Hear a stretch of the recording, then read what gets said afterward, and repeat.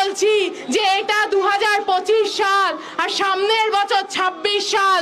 26 সালটা এত সহজে আমরা ছেড়ে দেব না। 26 সালে বাংলার বুথ থেকে বাংলার স্কুল, বাংলার ব্লক থেকে শুরু করে বাংলার হাসপাতাল নিজেদের জান দিয়ে আগলাবে এই লাল ঝান্ডার কর্মীরা। দেখি কোন বাপের বেটা আছে এসে ওই স্কুলকে যেমন লুট করছে, স্কুল যেমন তুলে দিচ্ছে, তেমন এসে ভোট দখল করুক।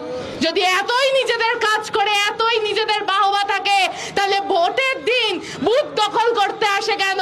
ভোটের আগের দিন বাড়িতে গুন্ডা পাঠায় কেন?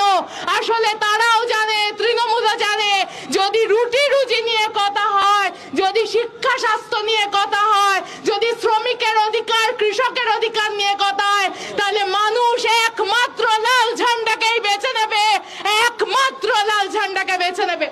আমরা যারা এই সময় দাঁড়িয়ে লেখাপড়া শেষ করেছি, আমাদের বন্ধু বান্ধবরা, তাদের থেকে দেখি এই বাংলায় আর কোনো কাজ নেই।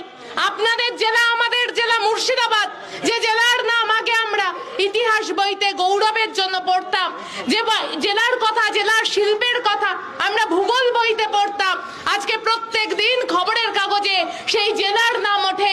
সেই জেলা থেকে পরিযায়ী শ্রমিকরা ভিন রাজ্যে কাজ করতে যায়। যখন শিয়ালদা থেকে কোনো একটা ট্রেন ধরে এখানে আসবো, আমরা কোনো একটা ট্রেন ধরে বহরমপুর, ভগবানগোলা, লালগোলা যখন আমরা যাই, দেখতে পাই যে ভিন্ন ভিন্ন রাজ্য থেকে, দক্ষিণের রাজ্য, উত্তরের। আমরা বলছি যে এটা 2025 সাল আর সামনের বছর 26 সাল। 26 সালটা এত সহজে আমরা ছেড়ে দেব না। 26 সালে বাংলার বুথ থেকে বাংলার স্কুল, বাংলার ব্লক থেকে শুরু করে বাংলার হাসপাতাল নিজেদের জান দিয়ে আগলাবে এই লাল ঝান্ডার কর্মীরা। দেখি কোন বাপের বেটা আছে এসে ওই স্কুলকে যেমন লুট করছে, স্কুল যেমন তুলে দিচ্ছে, তেমন এসে ভোট দখল করুক।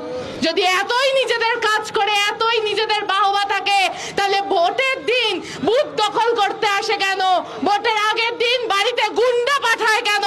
আসলে তারাও জানে, তৃণমূলও জানে, যদি রুটি রুজি নিয়ে কথা হয়, যদি শিক্ষা স্বাস্থ্য নিয়ে কথা হয়, যদি শ্রমিকের অধিকার, কৃষকের অধিকার নিয়ে কথা হয়, তাহলে